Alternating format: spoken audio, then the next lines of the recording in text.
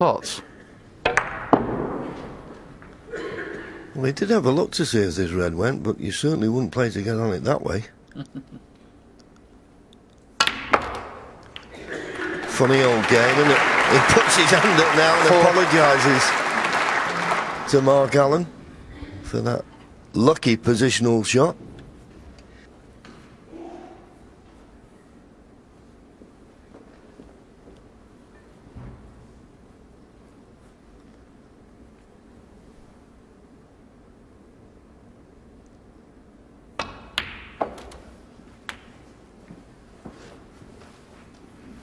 He'll be disappointed with that. 10. He can still pot this red, but he's going to be hampered by the red that's closest to the cue ball. It makes the red missable, and it's a type of shot you feel as though he can't afford to miss. He's 26 points behind. Oh, that was very well played. A little bit of pressure taken off it because he could go up towards the balk end, but nevertheless, good shot.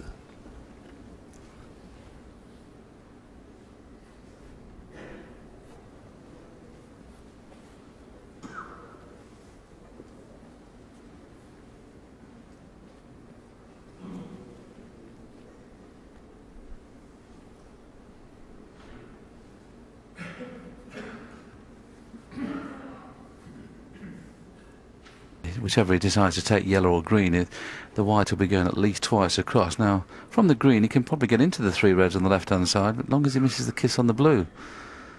Off the brown, he's looking at two cushions to cannon into the reds near the black. So any one of these baulk colours, he can get on reds. Now, has he got the two cushions into the black? Not quite, but is he going to be lucky again? Not quite. 15.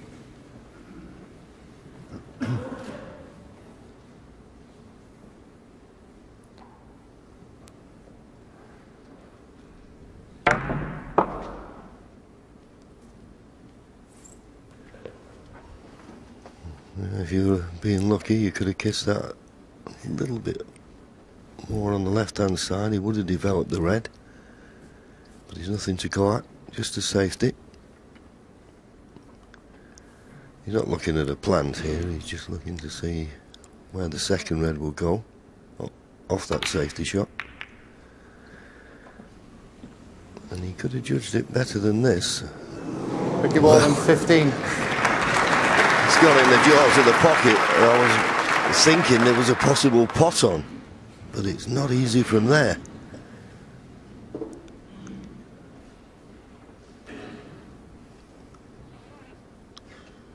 Well, he's trying to get back in exactly the same place, but boy, it's easy to hit these thick.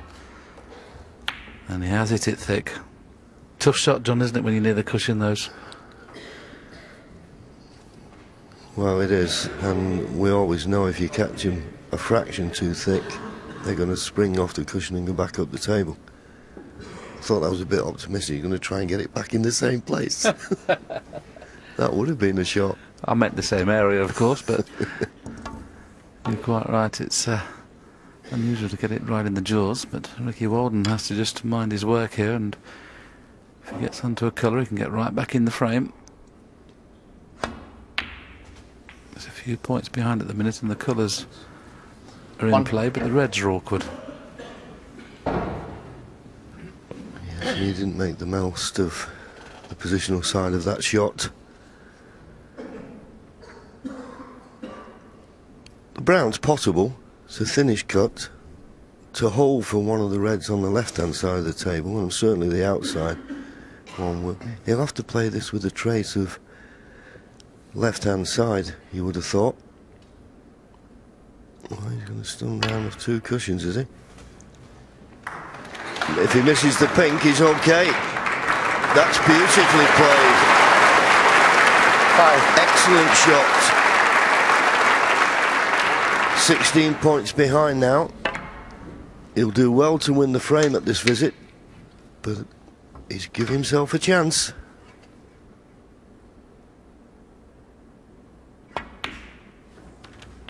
Thanks. 6. Well, he appears to have the angle to hit the middle red of the 3, and if he can make the cannon on that, that could help, because he'll have one in the middle and one into the corner. You'd like to hit it from behind if you can. No, he couldn't hit it from behind, but he still pushed one into play.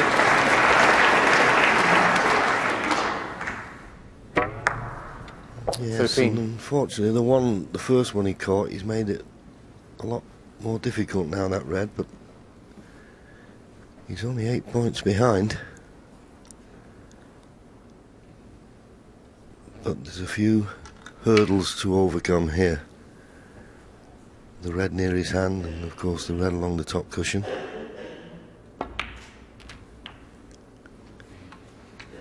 $14.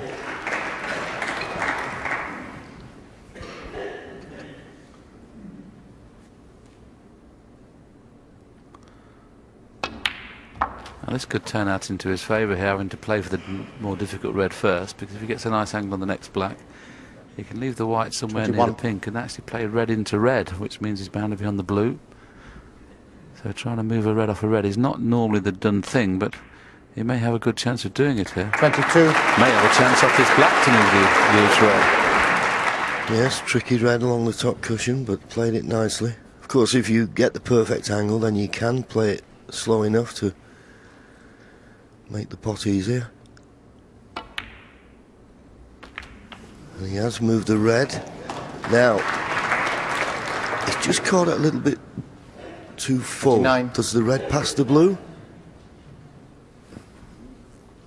If it passes the blue, he's only got to drop it in to be on a bought colour. He's having a look and a long think. He's now 8 points in front. I assume this red just goes past the blue. I'm not too sure they can hold for a colour in the baulk pocket. They may decide to just run past the baulk line. It's just pulled up enough. Well played. His favourite now.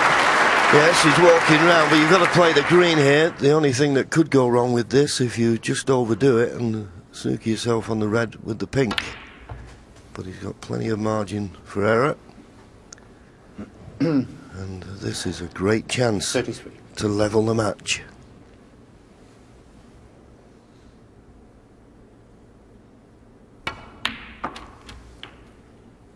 $34. Decided to play up for the blue, knew that if he got nice on the blue it'd be easy to get on the yellow, but he's not inch perfect on the blue. He's got to go in and out of the baulk end, and this could go wrong. Got to avoid a kiss on the brown, you would have thought. Straightened it up with left hand side, played it beautifully. Well played. 39. Yep. Just the yellow and green needed, as he has a long look at the scoreboard. How quickly it can turn. Well, he didn't look for all money. Mark Allen was going to go 4-1 in front. And I must admit, at the interval, Ricky Walden wouldn't have enjoyed himself really, because he 41. was 3-1 behind in the practice room. We saw when we were in the studio, he was practicing in the background there. He knows he worst way should have been 2-all at the interval. So 44. it's having seen the bad shot from Mark Allen where he looked like taking a 4-1 lead. All of a sudden, it's just turned around on its head again. 48. Very good performance, this.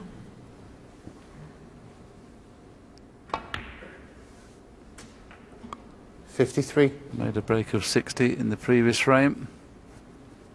53 and counted in this. 59. So whenever you're 3-1 behind at the interval, it's essential to get a good start. And that's exactly what he has done. Breaks of 60 and 66. Getting right back into the match, and we're all square at 3-all.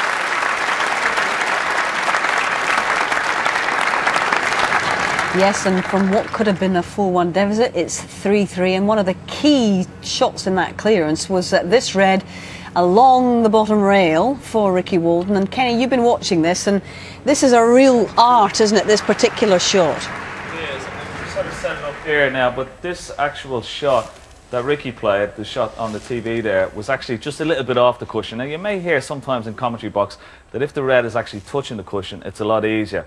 And here's where I'll show you why. Ricky's shot wasn't touching the cushion, but this one is. And I'll show how the red just sticks to the cushion. Players would like the red, obviously, to be touching the cushion because it just makes it a little bit easier. And as I roll the red in, you will see how it just hugs to the cushion a little bit.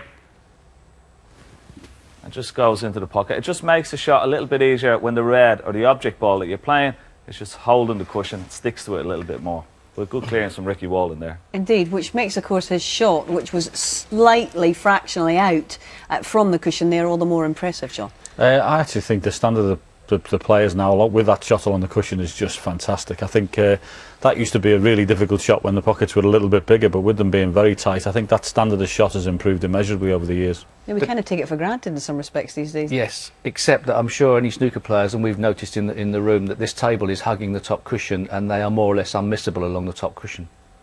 Under normal circumstances, it's very difficult. On this particular table, they're dropping. You can play them. They hit the cushion and they roll back again.